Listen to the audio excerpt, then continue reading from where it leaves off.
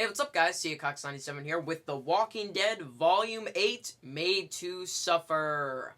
This is probably the biggest and most intense volume to date. It's my favorite one, to date, of course. Basically, as you could tell from at the end of Volume 7, this is going to be a frick of an issue. The governor and his Woodburyans, the civilians at Woodbury, are attacking the prison. So there are lots of questions, like how's the governor still alive? Because the last time we saw him, Michonne fricked him up. So we don't really know how he lived exactly. But, I mean, this is just an insane volume. I'm not going to try and spoil anything because I'm going to summarize through it. But let me just say, no one's safe in this volume. Absolutely no one is safe. It's just freaking insane. Now, the most recent volume, No Way Out, Volume 14, that one isn't completed yet. They still have one more comic book to go till that volume is complete. So far, in No Way Out, it's as bad as this. No one is safe. No Way Out is freaking insane, and it might actually beat this volume. But it's just, this volume is awesome. Now, I must tell you that, remember back in Volume 5, the 3 most shocking moments in the Walking Dead series? Well, to me, the second most shocking happens in this one. The third most shocking was when Rick got his hand cut off. Can't imagine what it'll be this time. So, let's get started. So we start off back, the governor in Volume 6 after Michonne tortured the crap out of him. He is fricked up. They're wondering if he's alive, and, he is alive. Alright, so they lock the girl up, the zombie girl, to stop her from, killing them. And, they're not exactly sure what to do. Now, I forgot to mention this. In Volume 6, there was this guy named Bob, this, medic. He was a retired medic. He was a medic in the army, but then not for long, and he stopped. And now he basically has no life. He gets drunk all the time. He has no life. But the governor's been taking care of him, so he returns the favor and nurses the governor back to health. So it's about a day later. So the governor is all healed up and stuff. He only has his left arm. He has one eye. He's really fricked up. He's got no ding dong down there. And the second in command guy, I'm not exactly sure what his name is, but Gabe. His name is Gabe, the chubby guy. He asks about Martinez because he left with them. He points out that, Bob nursed you back to health, but the real doctor, Dr. Stevens, is dead, and Alice left with the prisoners. And he points out that Martinez left with them, and he says, yeah, I know, I ordered him to. That way he would get them to the prison, and then he would get back here and tell us where the prison is so we can kill them. So Rick was right all along, although it still wasn't exactly right of him to just choke Martinez to death like that. But, things are crazy. You gotta do what you can to survive. So the governor basically is just plotting to attack the prison and kill everybody. He is not thinking fully rationally right now. He's very angry, and he's using propaganda. Basically, he's sort of saying things to the community to get them to believe something. That's propaganda. It can be bad or good. He's basically just saying, they are animals, look what they did to me, we need to stop them, and look what they did to Martinez. He holds up Martinez's head, even though he cut off Martinez's head, and, he basically just says, we gotta kill them all, and everyone agrees with him, even though technically they're the bad guys, so they all turn to the dark side. So the governor is still planning on attacking the prison in a couple weeks. He wants to wait because he wants the people at the prison to get very comfortable and relaxed and think that no one's gonna attack.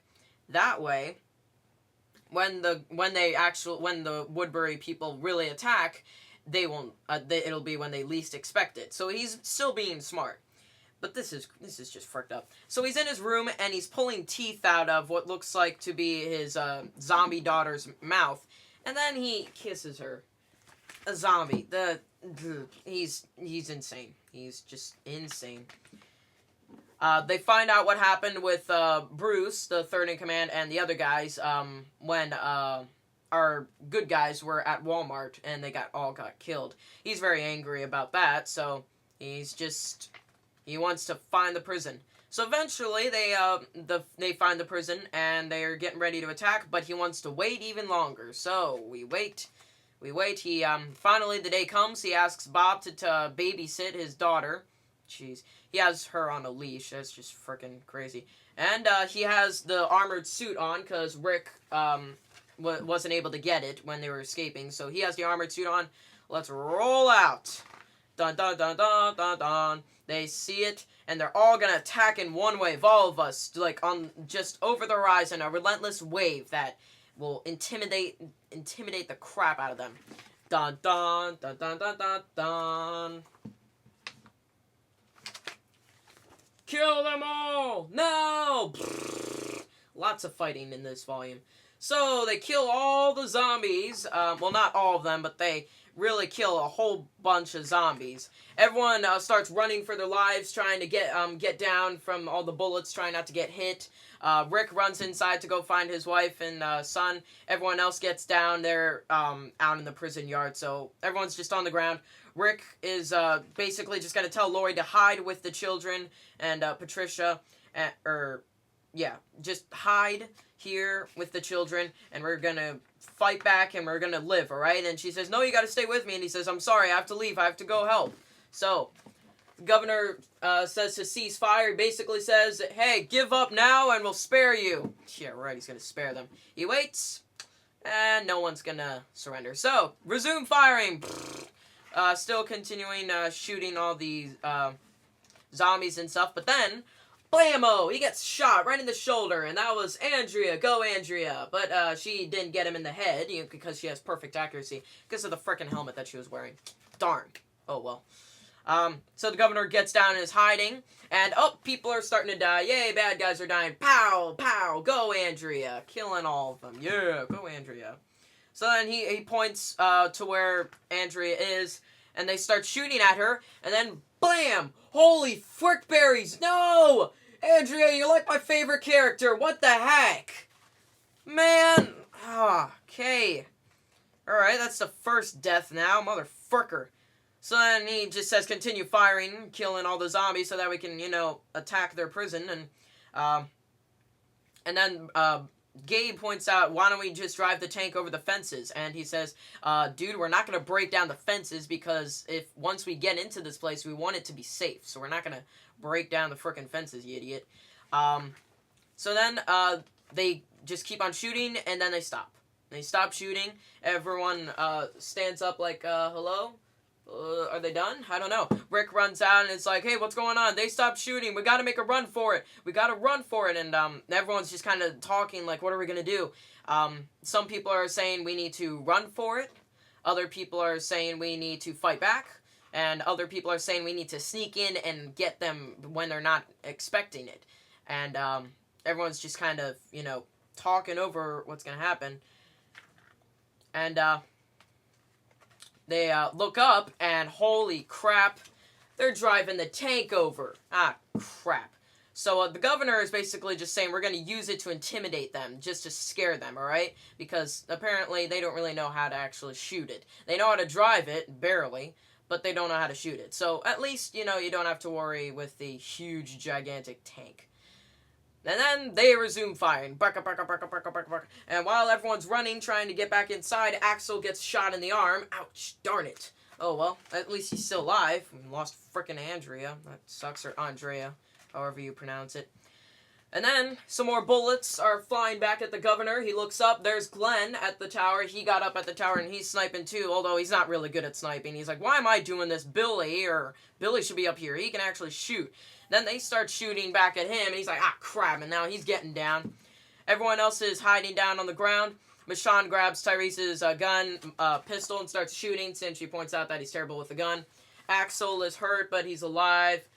He's just lying on the ground. Everyone's down, trying to avoid getting shot at. And then more bullets are firing, and all of a sudden, hey, look, Andrea's still alive! Yay! Looks like she's bleeding, though. That doesn't look too good, but she's still alive, and she's kicking it. Look at that. Bam, bam. She's killing all the dudes. Yeah. So, they're fighting back, and Maggie is looking up like, Glenn, are you okay? And then she looks up. Glenn's alright. He's still alive. So, yay, happy moment. So, Andrea and Glenn are starting to kick killing, not zombies, but Woodburyans. And the governor loses his cool for a minute there and punches Gabe in the face. That's just not cool. And then they retreat. And they're driving back. So, everyone's talking over what they should do. Michonne states that they should just sneak in and attack them when they least expect it. Even if they only get like one kill, it'll be worth it. We gotta get the governor. So she says she'll just go in there by herself and get a couple kills and then run back. And then she also points out, everyone else is like, what about that tank? That tank's gonna kill us. She points out, well, I saw a tank that they could barely drive, let alone shoot. So that's just to intimidate us, alright? We don't have to worry about the tank. So, they're thinking over what they're gonna do. Alice goes out and starts healing people up. Andrea, apparently, she's like, I'm fine, and then she's unconscious. So then Alice, has to get to work, start healing people up.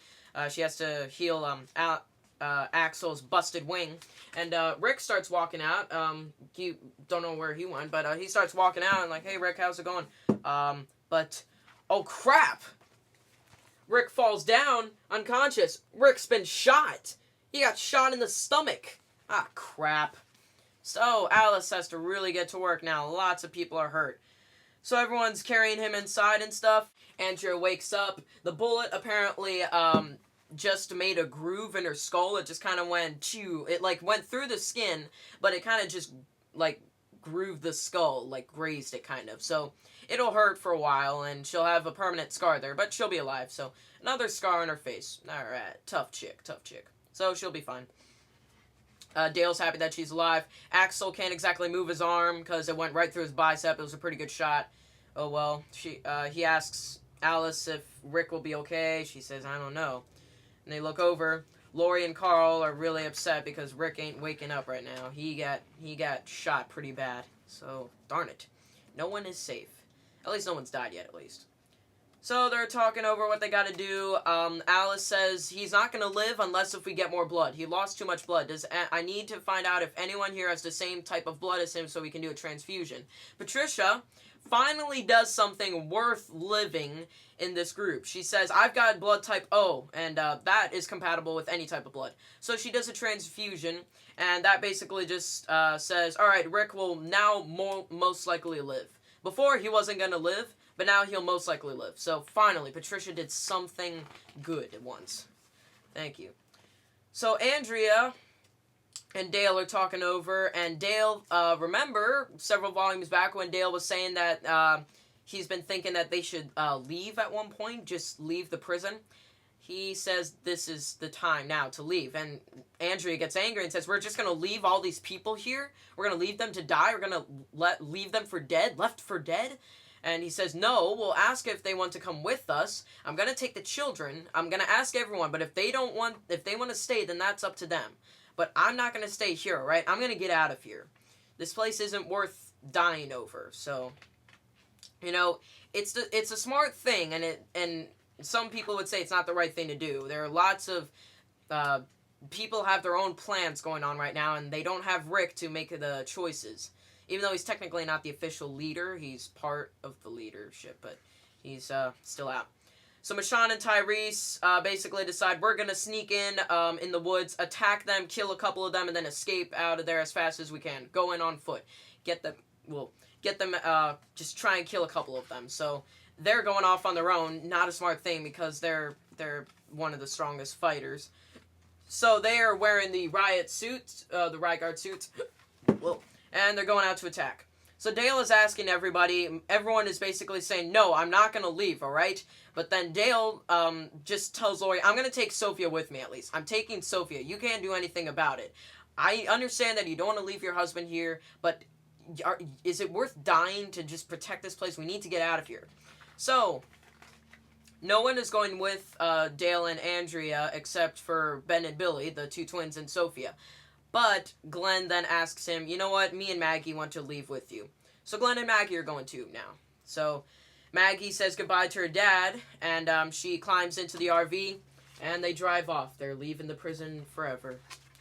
And Herschel stands there, and he's like, God dang it. And Billy, his last child now, left at the prison, his only child left, he asks, what's up, Dad? And he says, sorry, Billy, I can't shake the feeling that that's the last time I'm ever gonna see Maggie. Dun dun dun.